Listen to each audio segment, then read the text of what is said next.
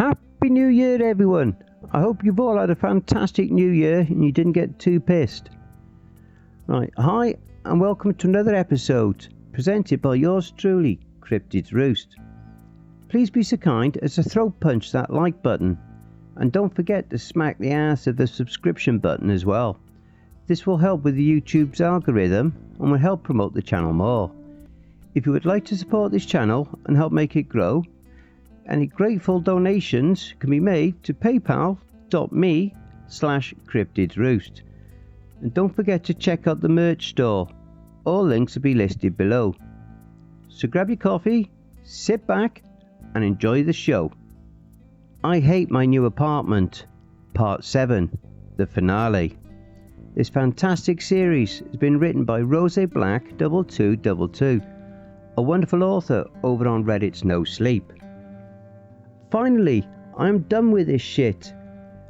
I got some helpful advice from a commenter on my last post.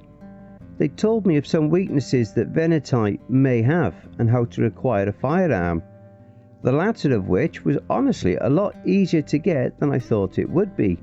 I put an ad on Craigslist that was worded, looking for home security item, willing to pay in cash. I made it using a throwaway email. I got a reply the following day from someone saying that they'd be willing to come to my place for a transaction. It cost me a couple of $100, but I was able to get a pistol and some ammunition. Next, I got some peppermint and some peppermint extract from my local grocery store. According to the commenter on my last post, spiders hate peppermint. I made sure to stock up on a lot of it and get a spray bottle to put the extract in.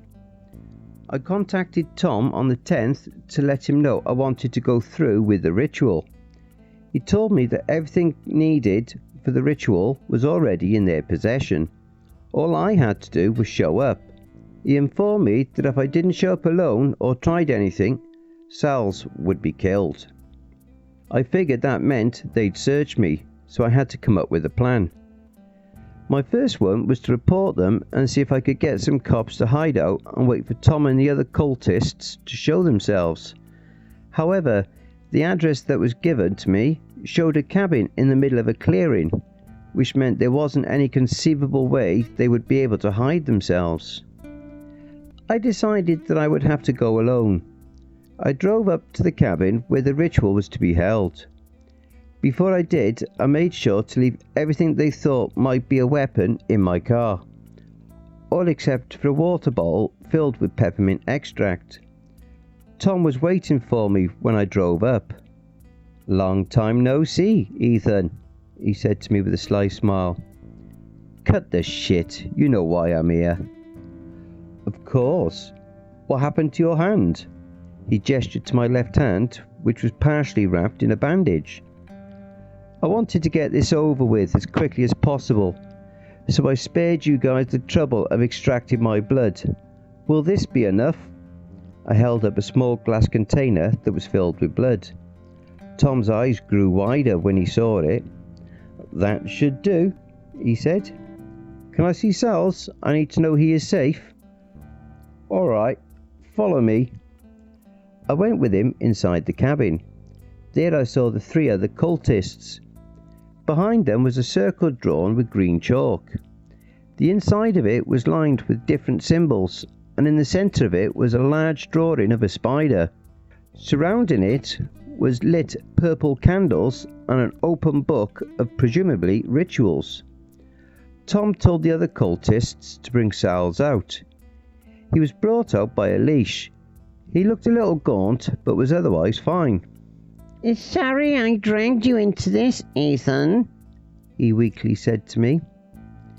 "No, it's my fault for moving into that godforsaken apartment in the first place," I replied. "Okay, now that you guys got your little reunion out of the way, we can start the ritual," Tom said. "Wait," I told him. "What now?" he asked, annoyed. "I met a girl during one of the incidents with the apartment.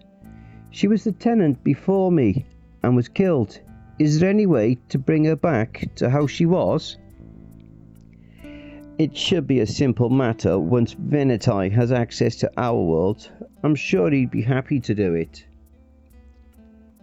Sal's leash was tied to a table. Then the rest of us held hands around the circle. Fair warning, you're going to see some weird shit when this starts, Tom told me. I've gotten used to it, but out of curiosity, what will I be seeing? I don't feel like giving a lot of details. Let's just say there are other places like the complex that you people have fallen victim to, all to give enough power for the ritual. Now repeat what we do. They began chanting something I couldn't understand. I repeated what they said as best as I could. The room around us began to spin, then it and everything in it vanished completely. Soon we were standing in a dark void. The circle then started glowing, illuminating us with a green light. I glanced back at Sal's, him looking around wide-eyed. The end of his leash was in the darkness as if it was tied to thin air. The first part of the ritual is complete. Now for the second, the first cultist said, pulling out a ritualistic dagger. First blood to let those of the sacrifices in the past flow to him. He sliced across his palm and squeezed his hand closed. Then he made his blood drip onto the spider drawing. A loud hiss was heard when the blood made contact with it. This was followed by the sound of pained moans. The second cultist also pulled out a similar-looking dagger. Second blood to help those be to his satisfaction, he said, and sliced his palm as the other cultist had. When his blood made contact, vague shapes began appearing behind us. Third blood so that they give him strength, the cultist said, and then repeated the actions that the other two had. His blood made the shapes more vivid. Around us were people with some sort of mutilation. One guy had been burnt completely. A girl had her jaw ripped off. I saw others with their heads smashed in and some with no heads at all. I even saw some kids who looked as if they'd been folded several times. I could hear their bones cracking when they moved. I figured that they were victims Tom mentioned. Besides pain in their eyes, there was a deep fear. I'm not sure if it was in my mind playing tricks on me, but I could have sworn I saw Angelica among them. Fourth blood, so that our world and his will join, Tom cried out, then cut his hand using a switchblade. When his blood joined that of the others, they all began to seep into the spider drawing. Some sort of rip began forming into it. The dead started getting sucked in. They screamed as they clawed for anything to take hold of. They tried holding us. Unfortunately for them, their hands went right through us. The area around us started changing again. Soon we were back in the cabin the way it had been before. That is, except for the giant rip in the floor. I could see Venetai's head. He grabbed the sides of the rip, then pushed it open wider.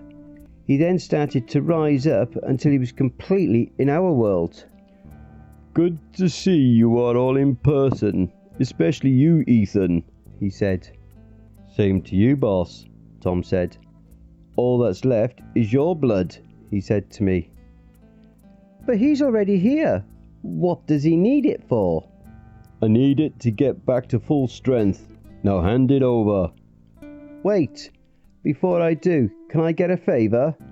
As long as it's quick. Sure. I told him that I wanted Angelica revived.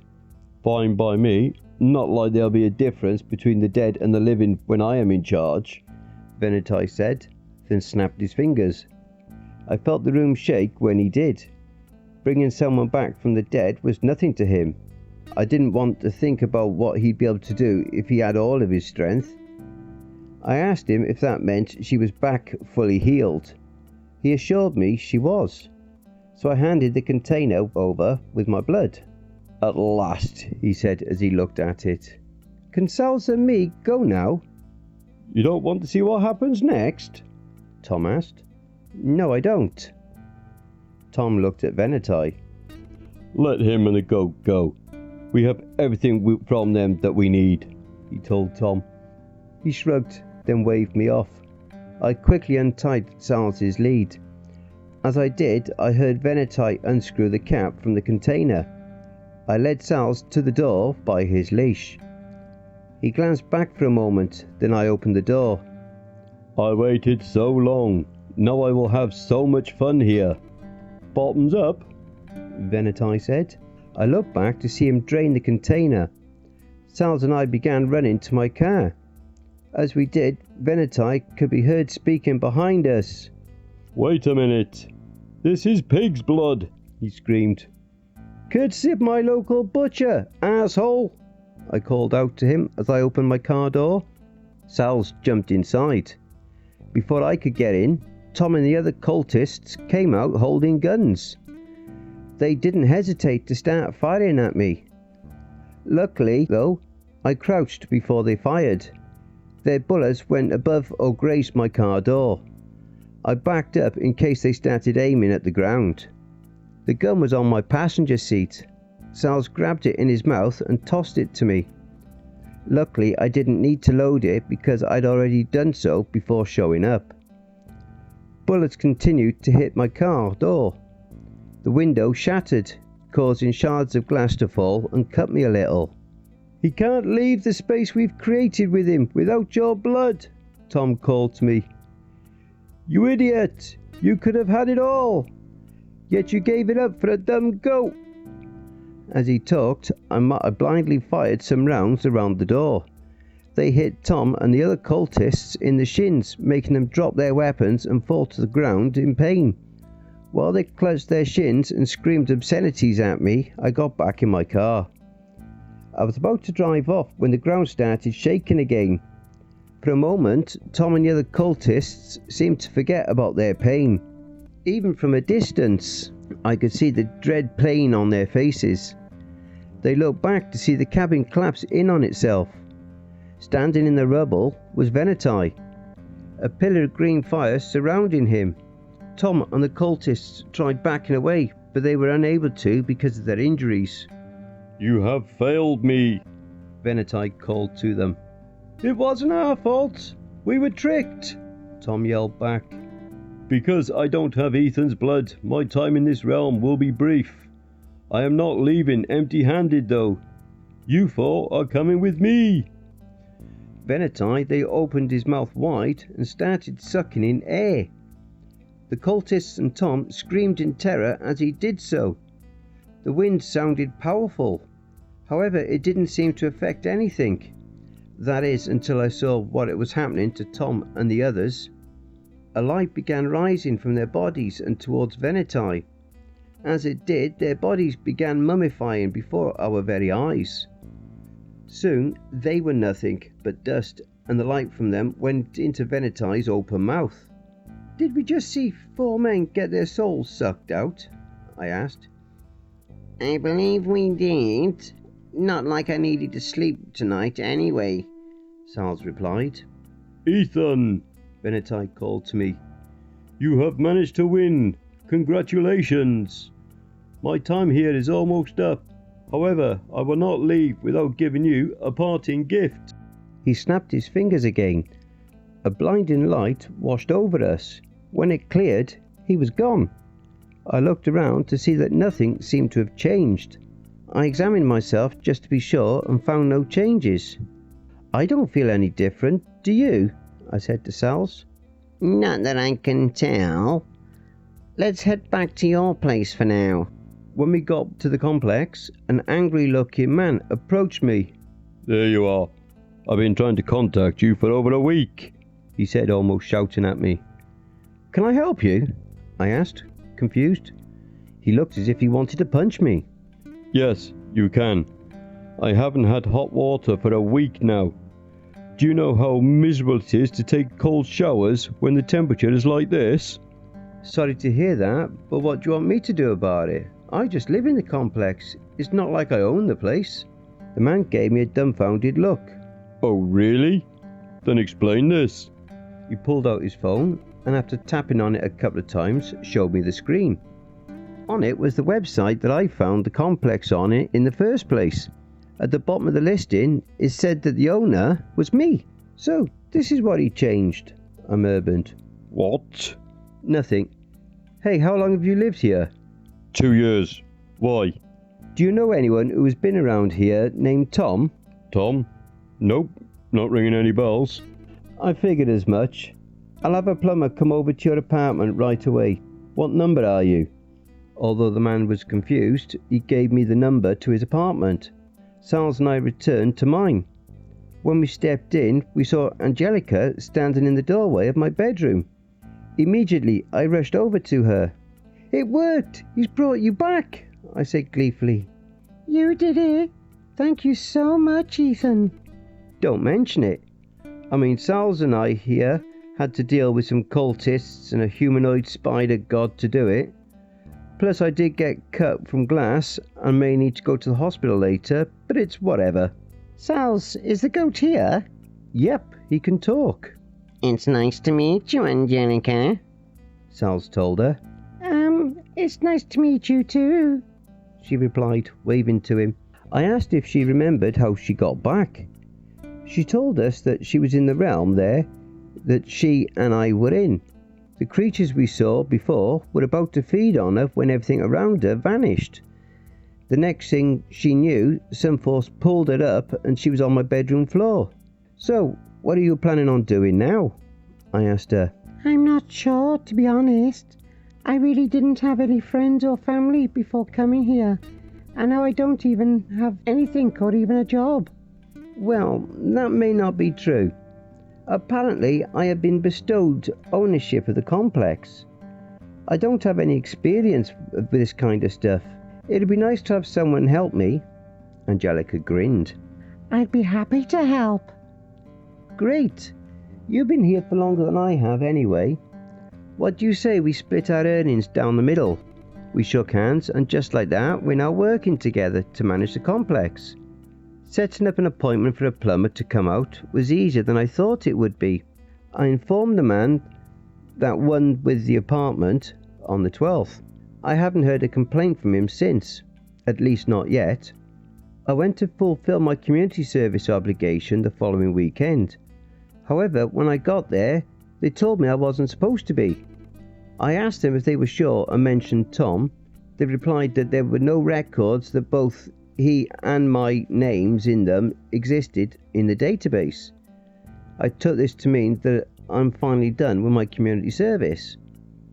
The only thing that was left to do was get Sal's back to his family. It took a lot of research, but eventually we were lucky to locate the farm he had been stolen from. It was located 2 hours outside of town.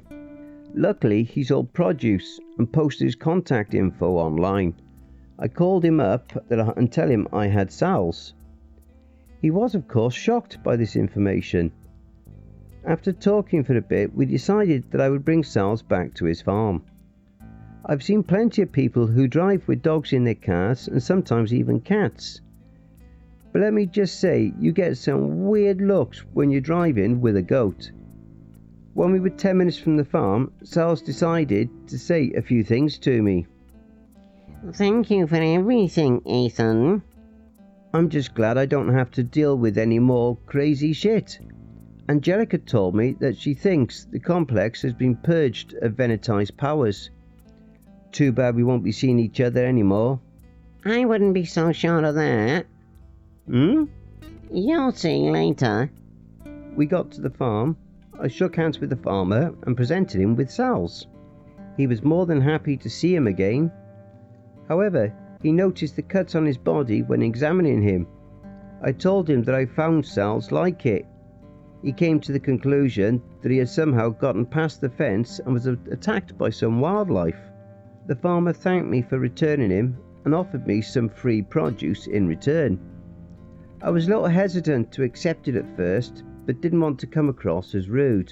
He told me that I could pick out what I liked from his farm. I went with him to do so. As I did, I saw Sal's go back to his girlfriend and kids. They nuzzled each other. While his real owner wasn't looking, he looked at me and winked, then went into the barn together. I picked out a lot of fresh produce.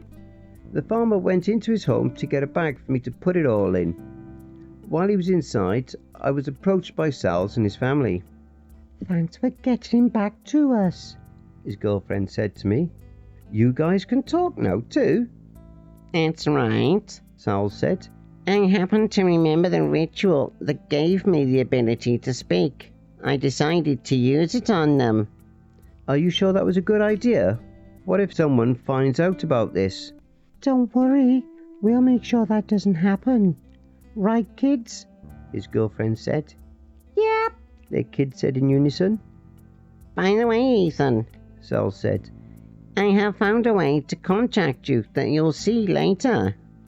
Before I could ask him to elaborate, the farmer came back with what I had picked out in a large paper bag.